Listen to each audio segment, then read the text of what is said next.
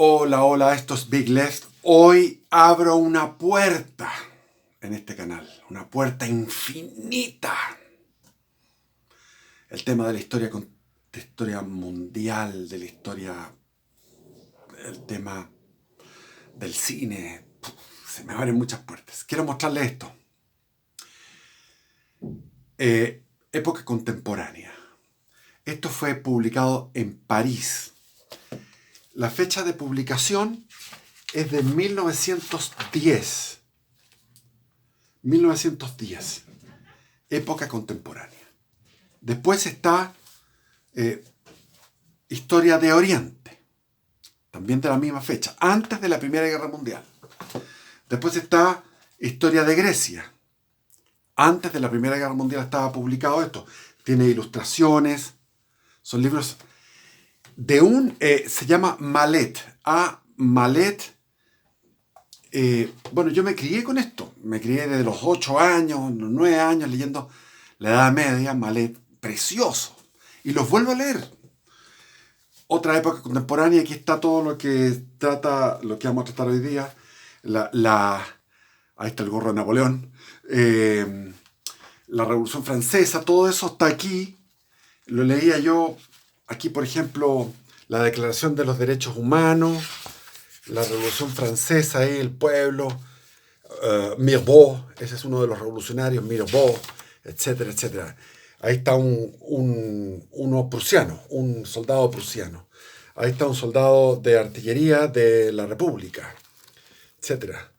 ¿Te fijas? Este es Luis XVI, retratos. Acá está la Bastille, esa es la Bastilla, como era, etcétera. Bolívar, está todo el tema esos son los cosacos que atacaban a Napoleón. Esto es nada más que las guerras napoleónicas y la independencia de los San Martín, etcétera. La independencia de Hispanoamérica. Ahora, ¿qué pasa con estos libros? Estos libros no existen, ni siquiera en las librerías de viejo. ¿Qué pasa cuando uno entra en una librería actualmente? Yo lo encuentro aborrecible. Es repugnante, dan ganas de vomitar como son las librerías actuales. Puro progresismo, puro propaganda marxista, y en los clásicos no están los verdaderos clásicos, lo que realmente gusta. O sea, yo lamento que mi familia haya vendido. Yo estaba, bueno, largo contar, no voy a contar mi historia, pero estaba yo en una circunstancia cuando murió mi padre y tenía una biblioteca de 7.000 volúmenes de libros de primer nivel. Y había una colección de historia universal, que eran 100 tomos. Yo me metía en uno de esos tomos y me acuerdo que era niño, veía las ilustraciones de la batalla de Waterloo. Yo tengo un deber de transmitir esto, de transmitir esta historia. Tengo el deber de transmitir la historia, pero como está contada por estos, que son, dividen la historia como era antiguamente, clásicamente, la época contemporánea, etcétera, etcétera, la Edad Media. Entonces, yo me crié con esa historia y la perdí. O sea, yo no la perdí, sino que la perdió el mundo. Porque no hay una transmisión, no hay uno que le pase la antorcha al otro. Este canal, en algún momento, en un año más de vida del canal, cuando cumplamos un año de vida del canal, puedo inaugurar otra faceta que sea la historia universal. Ayudado por estos libros, releyendo estos libros. No hay cosa más exquisita que releer los libros. Y ahora reví una película. Una película que yo la vi cuando tenía 10 años, en 1970. Llegó el estreno. ¿Dónde? En el cine Santa Lucía, que está al frente, donde uno sale del metro Santa Lucía, uno sale hacia el sur. Ahí está Lápiz López ahora, hay un edificio nuevo. Eso era un edificio inmenso, que era un cine inmenso, que ahora cabrían 8 cines nuevos. Los cines que hay ahora en los malls, yo creo que 8 cines caben en ese cine como era, se llamaba el Cinerama. porque era la novedad que era un cine que tú podías ver hasta acá. O sea, tenía una pantalla que llegaba hasta aquí. Entonces uno se metía en una pantalla gigantesca. Y ese cine, cuando lo demolieron, yo lloré. ¿Cómo pudieron haber hecho eso?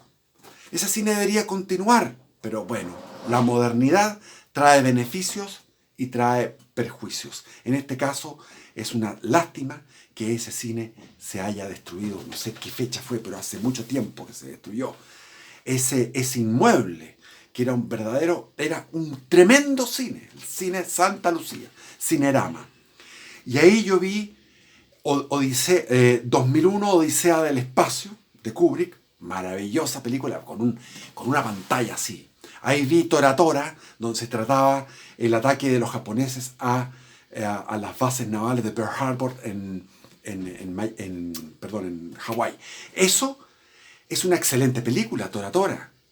Pero ¿qué pasó? Que después vino una película hollywoodense que llegó cuando fui a ver con mis niños, cuando mis niños tenían edad de escolar, y fui a verla, una película de Pearl Harbor. Nada que ver con la Tora Tora. Eran mejor las películas antiguas. Ahí fui a ver, me acuerdo, Metello, que era un anarquista, un anarcosindicalista italiano, la historia de un anarcosindicalista italiano. Ahí fui a ver La Toma de Berlín, cine soviético, La Toma de Berlín, maravilloso. Entonces, los soviéticos tenían un despliegue de recursos, porque era la Unión Soviética, tenía un despliegue de recursos para hacer películas extraordinarias. Y se me había olvidado que uno puede meterse en YouTube y encontrar películas. Encontré La Guerra y la Paz, de Sergei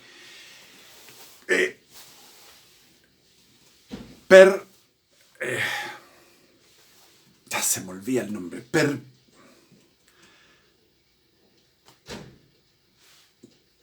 Qué huevada. Por acá lo había anotado. Voy a ir a buscarlo.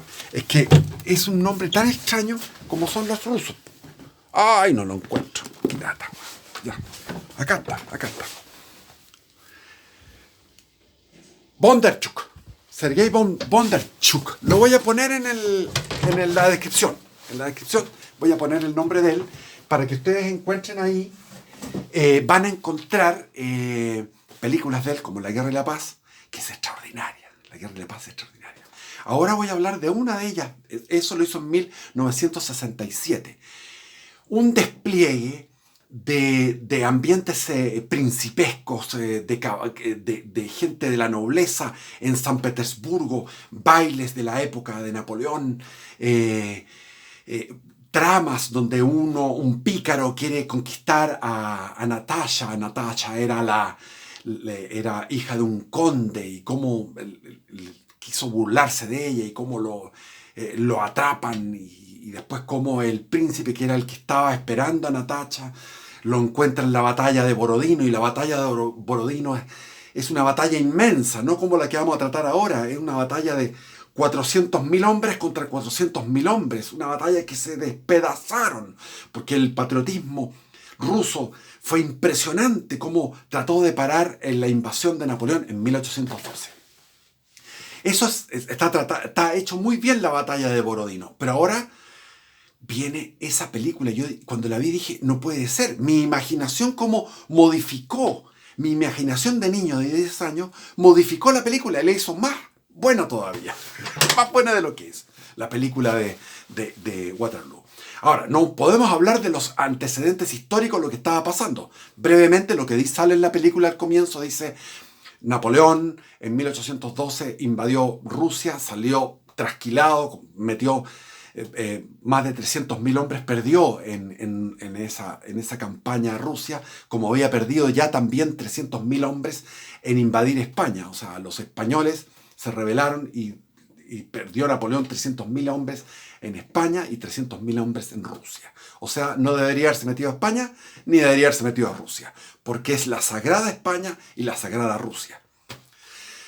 Y de ahí vino todas las naciones que estaban con sangre en el ojo, porque los había derrotado innumerables veces, a los austríacos, los prusianos, los ingleses, que eran eternos enemigos de Napoleón.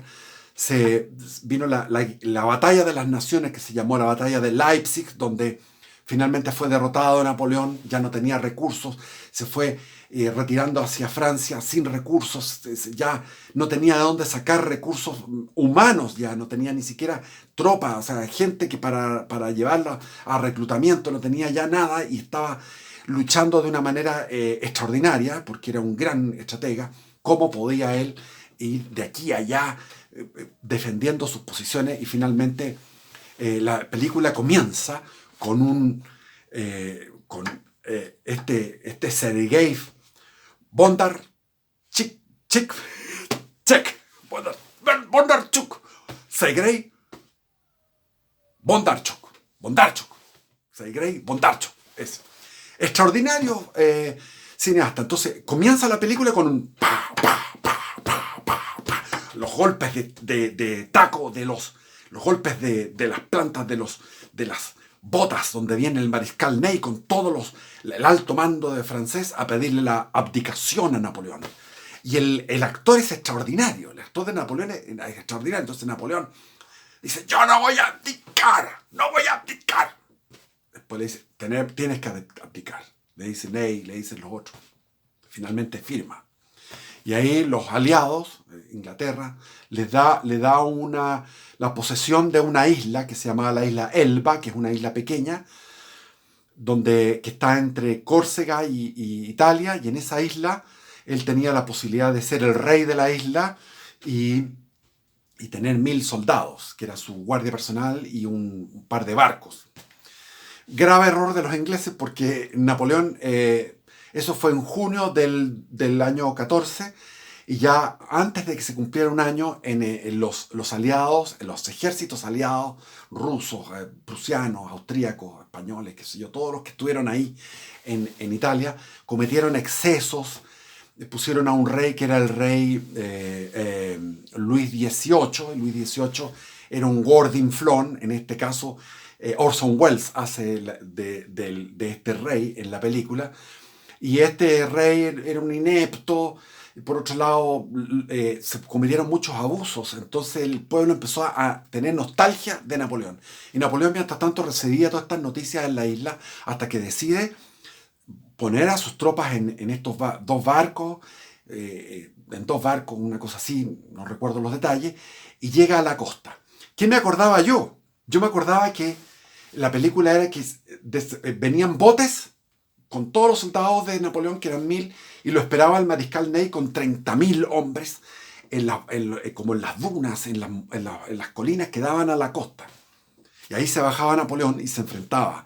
Pero eso no es así. O sea, yo me lo imaginé de otra forma. La imaginación del niño cambia todas las circunstancias. Igual cuando yo leía a esa edad, a los 10 años, leía a Encina, cuando Pedro de Valdivia llegaba a San Pedro de Atacama, y después llegaba Pedro Sancho de la Hoz con 200 jinetes, y Pedro de Valdivia había salido con 14 a conquistar Chile, con 14 con Inés de Suárez, y había derrotado en el Pucará de San Pedro de Atacama, había derrotado a los atacameños, y estaban ahí para poder cruzar todo el desierto de Atacama, y llega Pedro Sancho de la Hoz con los títulos legítimos de ser el gobernador de Chile, y se produce una cosa que en la realidad yo la deformé. Entonces yo pensaba, y toda mi vida había pensado, porque lo leí y mi imaginación lo hizo más, que a Pedro Valdivia le habían puesto la soga al cuello y le dijeron: puedes decir tus últimas palabras, como decían las películas. Y Pedro Valdivia, con la soga al cuello, echaba un discurso y le decía: ustedes no saben nada, este gallo no sabe, yo los voy a conducir a la victoria. Y los convencía, y la gente, los soldados, los que venían a Chile, le sacaban el... Y no es así. En la realidad era más bruta, no era tan fantástica. En este caso, Napoleón desembarca y va camino hacia París con 1000 hombres. Y el rey había heredado a los mismos generales, en este caso al mariscal Ney. Y le dice al mariscal Ney: tráeme a Napoleón. Sí, lo voy a traer, dice, lo voy a traer en una jaula, el mariscal Ney. Y va con 30.000 hombres a parar a Napoleón. Y Napoleón tiene 1000 hombres, que no es nada, su guardia personal, y él dice: bajen las armas, y va caminando a enfrentarse al pelotón de fusilamiento, que es qué sé yo, unos 30 hombres, 30, 40 hombres que están listos para disparar. El oficial les dice, apunten fuego, y nadie dispara. Napoleón atrás con las manos, es muy bueno porque el actor es tremendo, el actor de Napoleón es tremendo. Se ve esa ordinariedad que tenía Napoleón, porque por un lado era un advenedizo, no tenía la prestancia que tenía Wellington, su contendor, el contendor Wellington. Entonces Napoleón se enfrenta a estos fusileros y les dice, ¿vais a dispararle a vuestro emperador? Y avanza caminando, y el oficial que está a cargo de los fusileros dice, disparen, y nadie dispara. Y de repente uno de los que están apuntando se desmaya. Y ahí todos los que estaban ahí gritan, ¡viva el emperador! ¡Viva el emperador! Y tiran los gorros al aire, ¡viva el emperador! Los suben. Y entonces ahí con todos los soldados estaban esperando a Napoleón y lo iban a atajar. Entonces va a donde está Ney, pesca su espada y se la tira. Y Napoleón recoge la espada y se la da. Tú sigues siendo mi mariscal.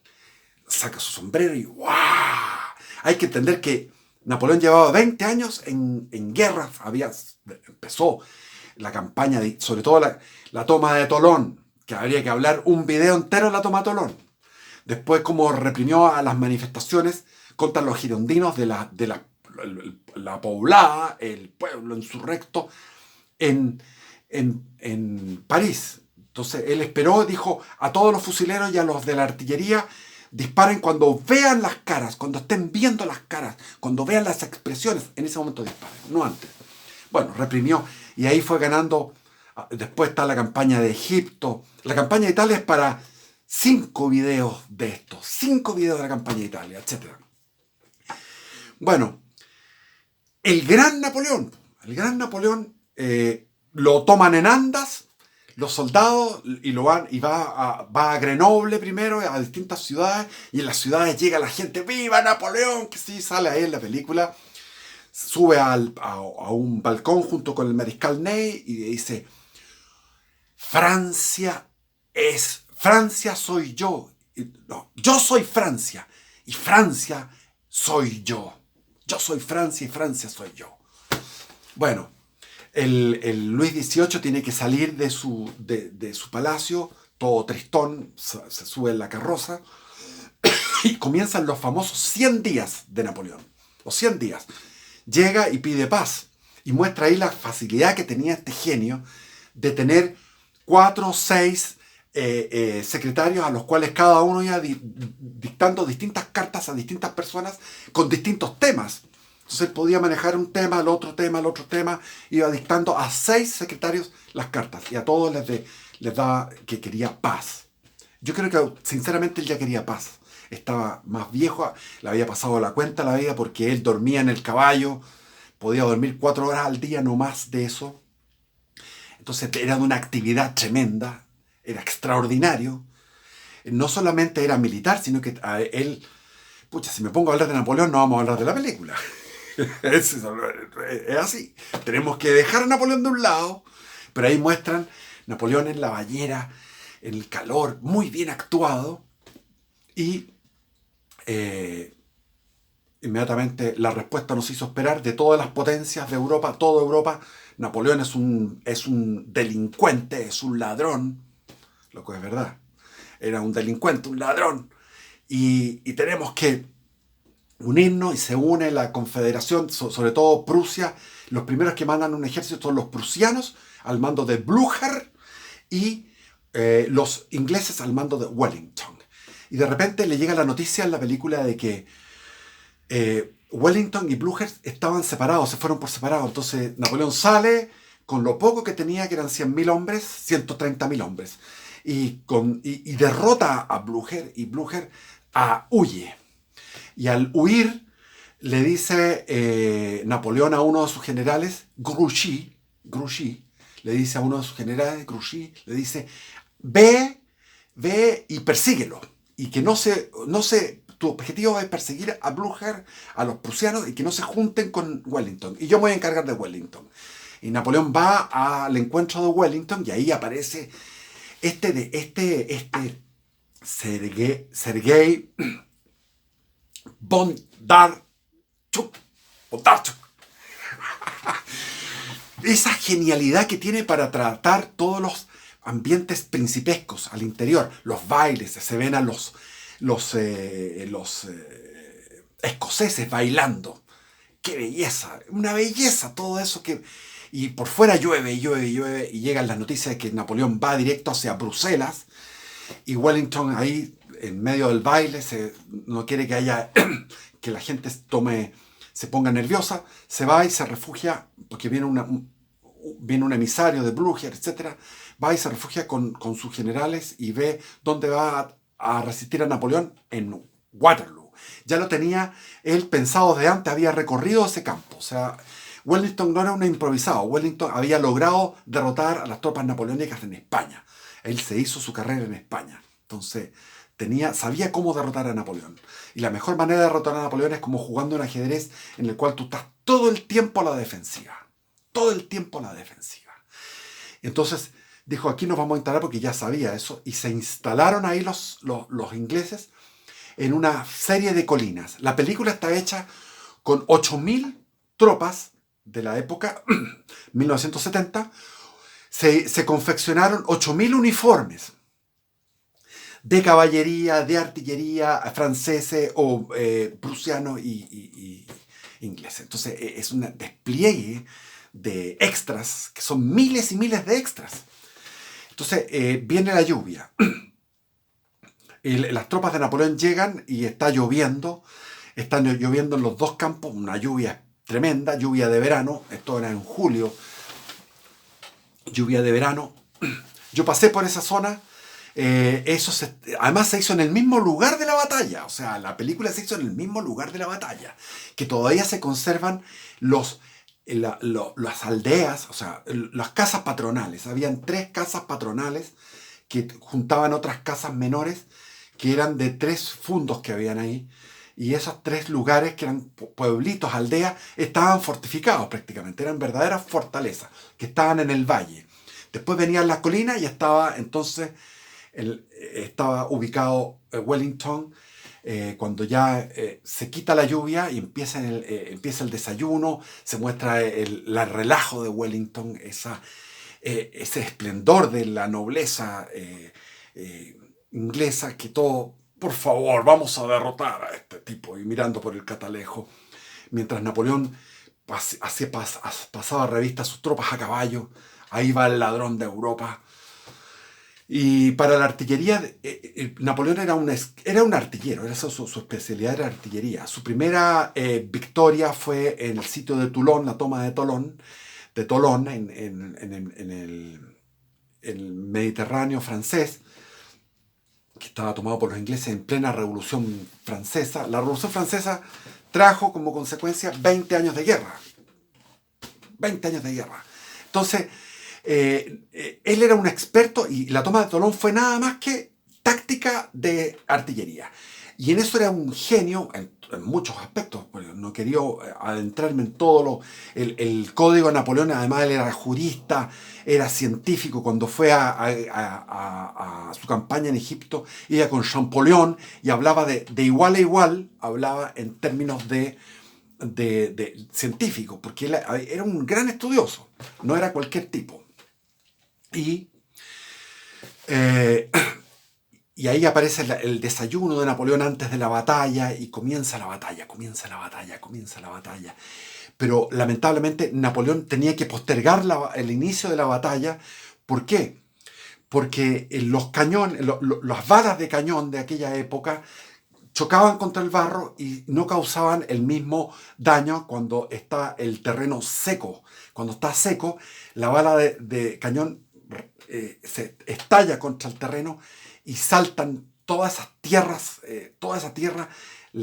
saltan como verdaderas esquirlas. En este caso, las balas iban como haciendo estos saltos que uno hace cuando tira en un lago, tira una piedra que va saltando así, haciendo como zapitos, no me acuerdo cómo se llama, pero va así, fa. Entonces no hace el mismo efecto. Entonces, la artillería estaba limitada y había que esperar a que se secara la tropa. La tropa había pasado toda la noche mojada. Entonces, la batalla empieza a las 11:15, una cosa así. Napoleón tiene una estrategia de atacar hacia el centro, hacia esas posiciones fortificadas de estas, para que Wellington concentrara tropas en el centro y ahí él se fuera por el flanco izquierdo y lo venciera, lo debilitara por el flanco izquierdo. Ahora Wellington no se movía, no se asustaba por nada, se mantenía ahí mismo, llegaban a decirle, ¿qué vamos a hacer? ¿Qué vamos a hacer? Está atacando con tanta fuerza al centro. Wellington estaba con un diario es muy bueno, estaba con un diario así, se levanta y dice, bueno, no hay que moverse, no hay que mover nada. Realmente lanzan una carga de caballería de los ingleses, de los escoceses, preciosa, donde va uno que había muerto su padre lanceado por los franceses y muere lanceado por los franceses en una especie de pantano. Una carga de caballería que la muestran en cámara lenta, preciosa. Y Napoleón está ahí con problemas de salud, con problemas de nerviosismo, porque le pasó la cuenta, porque el tipo fue un súper activo. Entonces el tipo estaba ya con problemas de salud, de hipertensión. Miraba por el catalejo y dice, Wellington está sentado in his has. No, has. Así se pronuncia, has, en su culo. Está sentado en su culo. ¿Cómo lo vamos a mover? Tenemos que removerlo de su culo. Entonces, la posición defensiva e inmovilista de Wellington era clave. Y en un momento terminado, Napoleón se va a donde había un molino. Debajo del molino está así ya muy mal porque no puede conducir la batalla porque estaba con problemas. Y queda al mando del mariscal Ney. Y en ese momento, Wellington toma la decisión de retirarse detrás de las colinas, y se retira detrás de las colinas. Y Mariscal Ney, sin ninguna astucia de su parte, dice, Wellington se retira, y se va con los coraceros, una carga de 10.000 coraceros, y muestran estos, desde helicópteros, cómo van mostrando esta carga de coraceros que eran miles de verdad, con su uniforme de coraceros, que eso es el uniforme que tiene la Guardia Presidencial francesa en los edificios, esa con unos morriones preciosos, con unos corazas. Esa carga de coraceros va,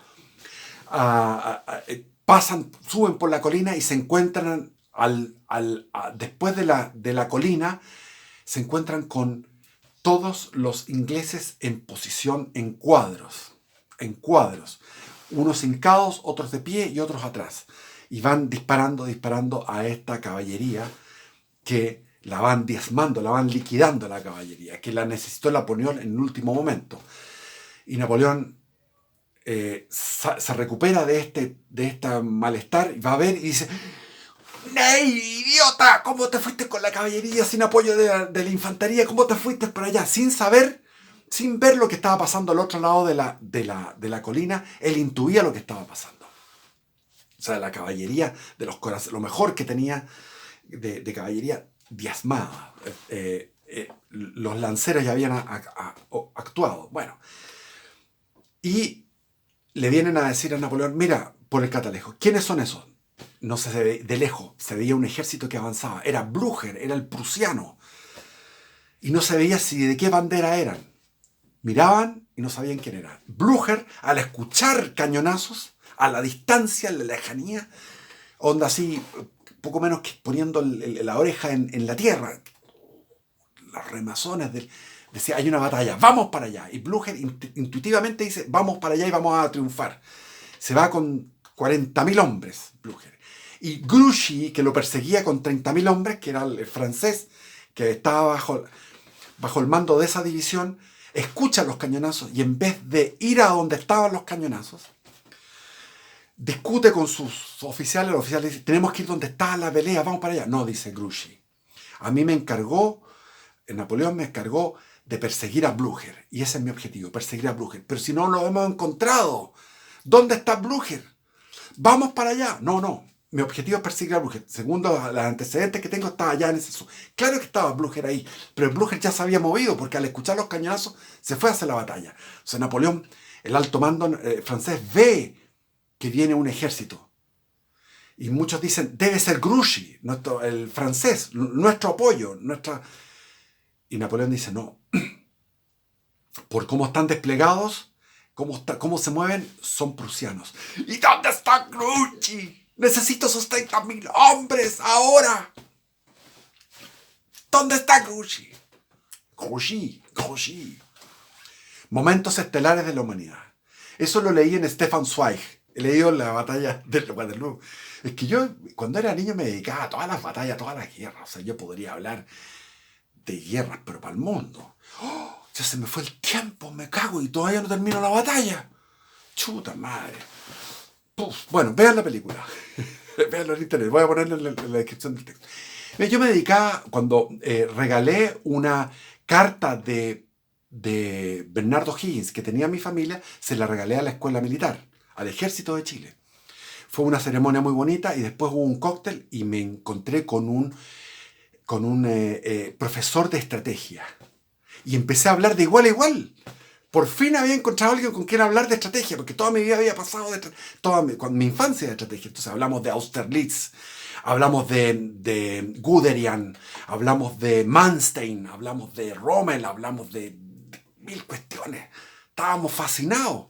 Y el gallo estaba sorprendido. Y dije, bueno, es que esa era mi fascinación cuando niño. Yo leía en estos mismos libros que le he mostrado, las guerras médicas, las guerras púnicas, las guerras del Imperio Romano contra Aníbal, las guerras de las Termópilas, la batalla de Salamina, la batalla de... ya ni me acuerdo, pero, o sea, 1000 batallas. Y todas esas 1000 batallas yo me las mamaba, me las aprendía y podría hablar de eso, pero es algo bastante, para mí, infantil. Hay unos que les gusta eso, porque es muy entretenido. Muy entretenido. Puf, no puede ser. Se me echaron unos 30 minutos y no he llegado ni a la mitad de la batalla. Bueno, los dejo metidos. Un abrazo, que esté bien. Y viva Cristo Rey.